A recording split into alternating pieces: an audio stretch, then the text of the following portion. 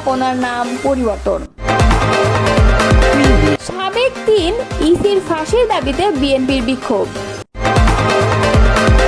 সমমনাদের সঙ্গে নিয়েই ৩১ দফা বাস্তবায়ন করতে চায় বিএনপি। অবিলম্বে পুশিনের ঘটনা বন্ধ করুন, এমনটাই মন্তব্য করেছেন লায়ন ফারুক। এতক্ষণ শুনছিলেন সংবাদ শিরোনাম, এবারে বিস্তারিত। সরকারের ১৬ বছরের শাসন আমলে দেশের ৯৭৭টি অবকাঠামো ও প্রতিষ্ঠান ক্ষমতাচ্যুত প্রধানমন্ত্রী শেখ হাসিনা, তার পরিবার এবং আওয়ামী লীগের রাজনৈতিকদের নামে নামকরণ করা হয়েছিল।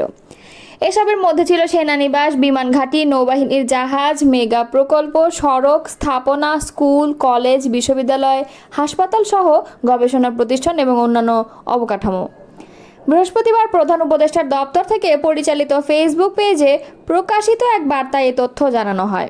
বার্তায় আরও বলা হয়, ২০২৪ সালের ৫ আগস্ট আওয়ামী লীগ সরকারের পতনের পর থেকেই এসব সরকারি স্থাপনার নাম পরিবর্তনের প্রক্রিয়া শুরু হয়। শেখ হাসিনা, বঙ্গবন্ধু ও আওয়ামী লীগ সংশ্লিষ্ট অন্যান্য নাম সরিয়ে ফেলে জেলার নাম কিংবা ঐতিহাসিক প্রেক্ষাপটে নতুন নামকরণ করা হচ্ছে।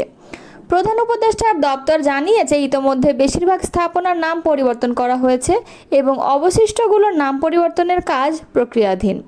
এছাড়া বার্তায় দাবি করা হয়, বিভিন্ন স্থানে শেখ মুজিবুর রহমানের মুরাল ও ভাস্কর্য অপসারণ করা হয়েছে। ফেসবুকের বার্তায় আরও উল্লেখ করা হয়, রাজধানীর বঙ্গবন্ধু এভিনিউয়ের নাম পরিবর্তন করে বুয়েট ছাত্রলীগের হাতে নিহত আবরার ফাহাদের নামে শহীদ আবরার এভিনিউ লেখা হয়েছে। একইভাবে ২০২৪ সালের ৫ আগস্ট সরকারের পতনের দিনই ঢাকার গুরুত্বপূর্ণ এক্সপ্রেসওয়ের নাম পরিবর্তন করে জাতির পিতা ইব্রাহিম এক্সপ্রেসওয়ে করা হয় বলে বার্তায় দাবি জানিয়েছে। সাবেক ৩ নির্বাচন কমিশনারের ফাঁসির দাবিতে কুড়িগ্রামের উলিপুরে বিক্ষোভ সমাবেশ করেছে বিএনপি। আজ বৃহস্পতিবার পৌর শহরের কেন্দ্রীয় শহীদ মিনারের পাশে এই সমাবেশ অনুষ্ঠিত হয়।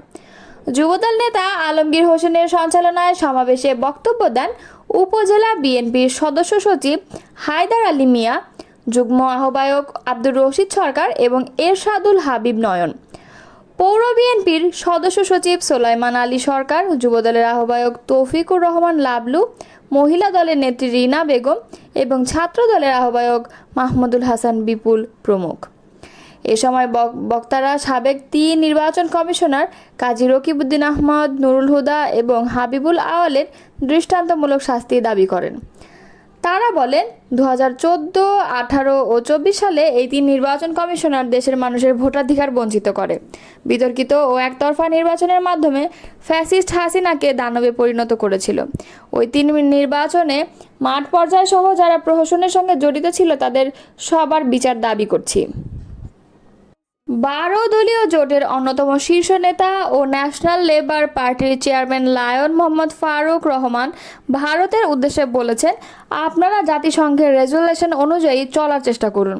কোনো অসঙ্গতি দেখলে দ্বিপক্ষীয় আলোচনার ভিত্তিতে সমাধানের চেষ্টা করুন এবং অবিলম্বে পুশিনের ঘটনা বন্ধ করুন।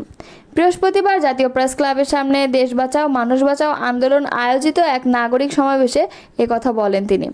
লায়ন ফারুক বলেছেন, ভারতীয় আধিপত্যবাদের বিরুদ্ধে যখন বাংলাদেশের মানুষ সোচ্চার, ঠিক সেই সময় ভারতীয় সীমান্তরক্ষীরা আন্তর্জাতিক আইন অমান্য করে বাংলাদেশের সীমান্তের সব দিক থেকে একের পর এক ভারতীয় নাগরিকদের পুশিন অর্থাৎ বাংলাদেশে ঠেলে পাঠিয়ে দিচ্ছে। তারা কোনোভাবে বাংলাদেশের প্রতিবাদকে আমলে নিচ্ছে না, এতে করে দিন দিন সীমান্তে উত্তেজনা বাড়ছে। এ ব্যাপারে বাংলাদেশ সরকারের উপযুক্ত পদক্ষেপের অভাবে দেশের মানুষ উদ্বিগ্ন। এমনিতে লাখ লাখ রোহিঙ্গাকে নিয়ে বাংলাদেশে চাপের মধ্যে রয়েছে, তারপর নতুন করে আবার এই পুশিনের ঘটনা উদ্বেগ আরও বাড়াচ্ছে। দেশ বাঁচাও মানুষ বাঁচাও আন্দোলনের সভাপতি কে এম রাকিবুল ইসলাম রিপনের সভাপতিত্বে নাগরিক সমাবেশে প্রধান অতিথির বক্তব্য দেন বিএনপি ভাইস চেয়ারম্যান শামসুজ্জামান দুদু। অনুষ্ঠানে আরও বক্তব্য দেন বিএনপি চেয়ারপারসনের উপদেষ্টা হাবিবুর রহমান হাবিব, সাবেক এমপি শামীম কায়সার লিঙ্কন, কৃষক দলনেতা শাহজাহান মিয়া, সম্রাট জিয়াউর রহমান, সমাজ কল্যাণ পরিষদের সভাপতি এবং বরগুনা জেলা ন্যাশনাল লেবার পার্টির সভাপতি শ্রমিক নেতা আবু সালেহ প্রমুখ। সমমনাদের সঙ্গে নিয়ে বিএনপি ৩১ দফা বাস্তবায়ন করতে চায়। বৃহস্পতিবার গণ অধিকার পরিষদের সঙ্গে বৈঠক শেষে এ কথা জানান বিএনপির স্থায়ী কমিটির সদস্য আমির খসরু মাহমুদ চৌধুরী। এদিন বিকালে রাজধানীর গুলশানে চেয়ারপারসনের রাজনৈতিক কার্যালয়ে বিএনপির লিয়াজো কমিটির সঙ্গে গণ অধিকার পরিষদের এ বৈঠকে চলমান রাজনৈতিক পরিস্থিতি, জাতীয় সংসদ নির্বাচন সহ নানা ইস্যুতে আলোচনা হয়। বৈঠক শেষে এক প্রশ্নের জবাবে আমির খসরু আরও বলেন, দুপক্ষই অত্যন্ত সন্তুষ্ট যে ফেব্রুয়ারিতে নির্বাচনের দিনক্ষণ মোটামুটি একটা ঘোষণা আসছে। এই ঘোষণার পরিপ্রেক্ষিতে আগামী দিনগুলোতে ঐক্যবদ্ধভাবে এগিয়ে নির্বাচন পরবর্তী সময় সংস্কার ও ৩১ দফা বাস্তবায়ন করা হবে। আরেক প্রশ্নের জবাবে তিনি বলেন, এই মুহূর্তে যে আলোচনা হচ্ছে, লন্ডনে প্রধান উপদেষ্টা ডক্টর মোহাম্মদ ইউনূসের সঙ্গে বিএনপির ভারপ্রাপ্ত চেয়ারম্যান তারেক রহমানের যে বৈঠক হয়েছে, আমাদের সঙ্গে যারা দীর্ঘ সময় আন্দোলন করেছে এবং যারা ত্যাগ স্বীকার করেছে তাদেরকে আমরা যত অগ্রগতি হয় সেগুলো শেয়ার করি এবং সিদ্ধান্ত নিই। আজকে লন্ডন বৈঠকের বিষয়ে আমরা শেয়ার করেছি। সংস্কার প্রসঙ্গে এক প্রশ্নের জবাবে আমির খসরু বলেন, এটা নিয়ে বিতর্কের কোনো সুযোগ নেই। প্রধান উপদেষ্টা ডক্টর মোহাম্মদ ইউনূস বলেছেন, বিএনপির ভারপ্রাপ্ত চেয়ারম্যান তারেক রহমানও বলেছেন, প্রায় সব রাজনৈতিক দলের মধ্যে একটা ঐক্যমত্য আছে, সেটা হচ্ছে ঐক্যমতের পরিপ্রেক্ষিতে যে কয়েকটা সংস্কার করা সম্ভব সেই কয়েকটি সংস্কার হবে, তার বাইরে যাওয়ার কোনো সুযোগ নেই। বিএনপি স্থায়ী কমিটির সদস্য আরও বলেন, বিচার বিভাগ এর ব্যাপারে একটি সিদ্ধান্ত নিয়েছে, পরিষ্কার সিদ্ধান্ত। ইশরাক হোসেনকে মেয়র ঘোষণা করে বিচার বিভাগ সিদ্ধান্ত নিয়েছে। নির্বাচন কমিশন সেটার উপর অনুমোদন করে তাদের মতামত পরিষ্কারভাবে বলে দিয়েছে। সুতরাং আইনগতভাবে তার মেয়রের দায়িত্ব নেওয়ার কথা। দৃঢ়ভাবে বিশ্বাস করি, আইনের শাসনে যদি বিশ্বাস করে থাকি, তাহলে ইশরাকের দায়িত্ব নেওয়াটা খুবই স্বাভাবিক। আর আমরা সরকারের সিদ্ধান্তের অপেক্ষায় আছি। আমির খসরু ছাড়াও এই বৈঠকে বিএনপি স্থায়ী কমিটির সদস্য ইকবাল হাসান মাহমুদ টুকু ও ভাইস চেয়ারম্যান বরকতুল্লাহ বুলু উপস্থিত ছিলেন। অন্যদিকে গণ অধিকার পরিষদের পক্ষ থেকে বৈঠকে দলের সাধারণ সম্পাদক মোহাম্মদ রাশেদ খান, সিনিয়র সহসভাপতি ফারুক হাসান, সিনিয়র যুগ্ম সাধারণ সম্পাদক হাসান আল মামুন, উচ্চতর পরিষদের সদস্য খালিদ হোসেন এবং হাবিবুর রহমান রিজু উপস্থিত ছিলেন। গণ অধিকার পরিষদের সাধারণ সম্পাদক রাশেদ খান বলেছেন, বৈষম্য বিরোধী ছাত্র আন্দোলন নামক প্ল্যাটফর্মের নেতৃত্বে এ দেশের লাখ লাখ মানুষ সমবেত হয়ে স্বৈরাচার বিরোধী আন্দোলনে সম্পৃক্ত হয়।